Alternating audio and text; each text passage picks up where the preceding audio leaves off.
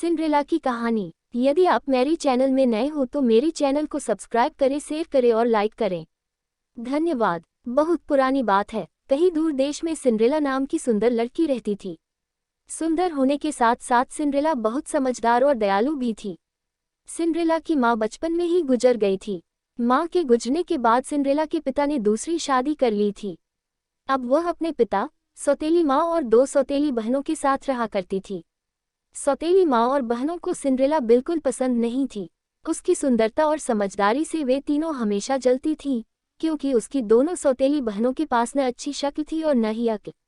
एक दिन की बात है, सिंड्रेला के पिता को किसी काम के लिए बाहर जाना पड़ा। पीछे से सौतेली माँ ने सिंड्रेला के साथ बुरा बर्ताव करना शुरू कर दिया। सबसे पहले तो उसने सिंड्रेला की खूबसूरत पोशाक उतरवा ली और उसे नौकरानियों वाले कपड़े पहनवा दिए। इसके बाद उन तीनों ने सिंड्रेला के साथ नौकरानी जैसा बर्ताव करना शुरू कर दिया। वो उससे खाना बनवाते, घर की सफाई करवाते, कपड़े बर्तन धुलवाते और घर के बाकी सारे काम करवाते। यहाँ तक कि उन तीनों ने सिंड्रेला का कमरा भी ले लिया और उसे स्टोर रूम में रहने के लिए कह दिया। बेचारी सिंड्रेला के पास उनकी बात मानने के अलावा कोई चारा नहीं था। आसपास के पेड़ों पर रहने वाले पंछी और स्टोर रूम के चूहों के अलावा सिंड्रेला का और कोई दोस्त नहीं था। वह दिन भर काम करती और रात में अपने दोस्तों से बात करते करते सो जाया करती थी। जिस देश में सिंड्रेला रहती थी, एक दिन वहां के राजा के सिपाहियों ने बाजार में घोषणा की कि राजकुमार की शादी के लिए राजा ने महल में एक समारोह का आयोजन करवाया है। इस समारोह के लिए उन्होंने नगर की विवाह योग्य सभी लड़कियों को आमंत्रित किया है। सिंड्रेला की बहनों ने जैसे ही यह घोषणा सुनी, वे दोनों दौड़ती हुई अपनी माँ के पास पहुंची और उन्हें सारी बात बताई।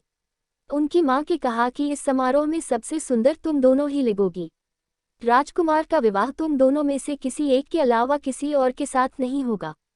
इस बात को सिंड्रेला ने भी सुना और उसके मन में भी समारोह में जाने की इच्छा हुई, लेकिन इस बारे में अपनी सौतेली माँ से बात करने में उसे बहुत डर लग रहा था।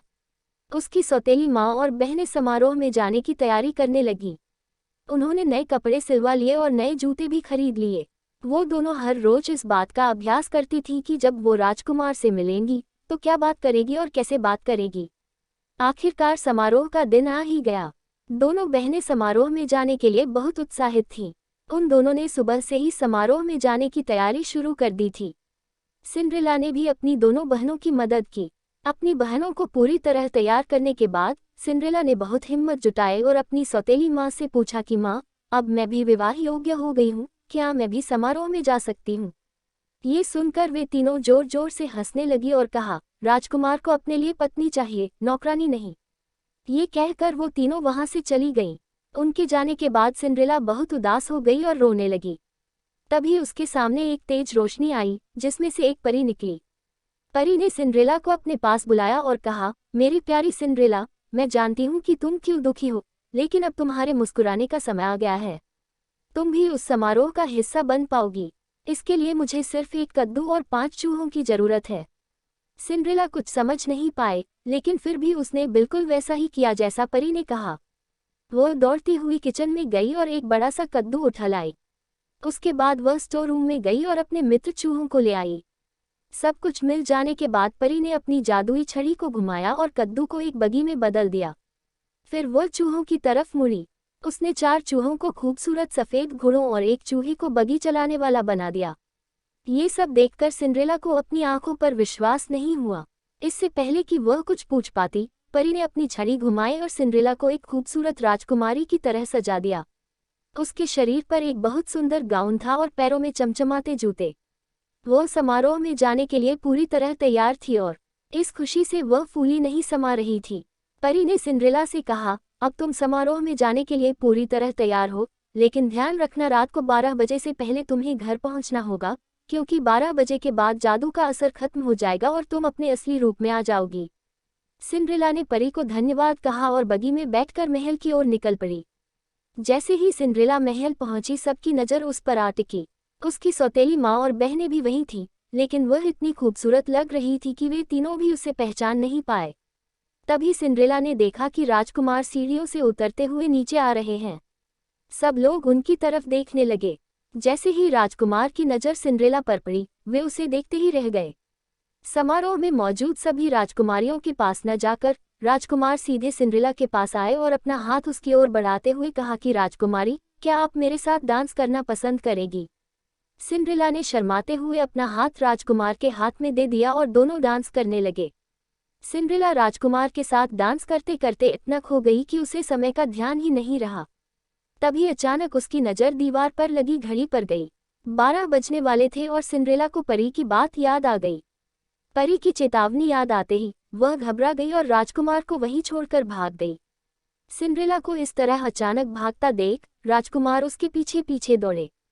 हड़बड़ी में दौड़ने की वजह से सिंड्रेला का एक जूता निकल गया और महल के बाग में ही छूट गया। वह फटाफट अपनी बगी में बैठी और घर को लौट गई। जब उसे ढूंढते हुए राजकुमार बाहर आए तो उन्हें बाग में सिंड्रेला का जूता मिला। ये देखकर राजकुमार दुखी हो गए और सोचा कि वह सिंड्रेला को ढूंढकर ही रहेंगे। अगले दिन राजकुमार ने अपने सिपाहियों को बुलाया और उन्हें जूता थमाते हुए कहा कि शहर के हर घर में जाओ और समारोह में आई हर लड़की को ये जूता पहना कर देखो।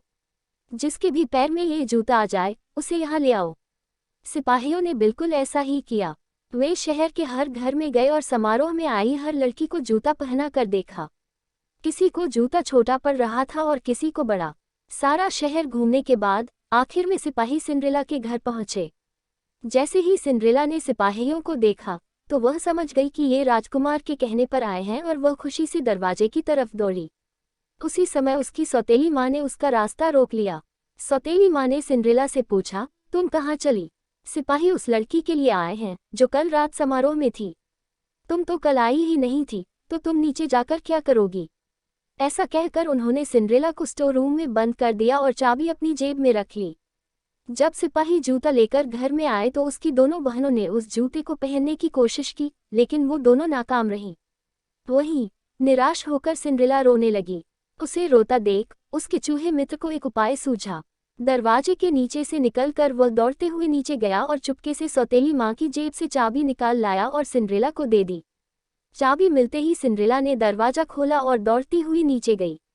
सिपाही महल की ओर लौट ही रहे थे कि तभी उन्हें सिंड्रेला की आवाज़ आई, मुझे भी जूता पहन कर देखना है। ये सुनकर सौतेली माँ और बहनें हंसने लगी, लेकिन सिपाही ने सिंड्रेला को भी जूता पहनने का मौका दिया। जैसे ही उसने पैर जूते में डाला वह आसानी से उसके पैर में आ गया। ये देखकर सभी चौंक गए और सिपाही ने सिंड्रेला से पूछा, क्या ये जूता आपका है? इस पर सिंड्रेला ने हाँ में अपना सिर हिलाया। सिपाही सिंड्रेला को बगी में बिठाकर महल ले गए, जहां उसे देखकर राजकुमार बहुत खुश हुए। उन्होंने सिंड्रेला के सामने शादी का प्रस्ताव रखा, जिसे उसने प्रसन्नता से स्वीकार कर लिया। राजकुमार और सिंड्रेला की शादी हो गई और वो हमेशा खुशी खुशी महल में रहने लगे। कहानी से सीख, हमें बुरे वक्त में भी उम्मीद नहीं छोड़नी चाहिए। अच्छी सोच रखने वालों के लिए कोई न कोई रास्ता निकल ही आता है। पूरी कहानी सुनने के लिए धन्यवाद।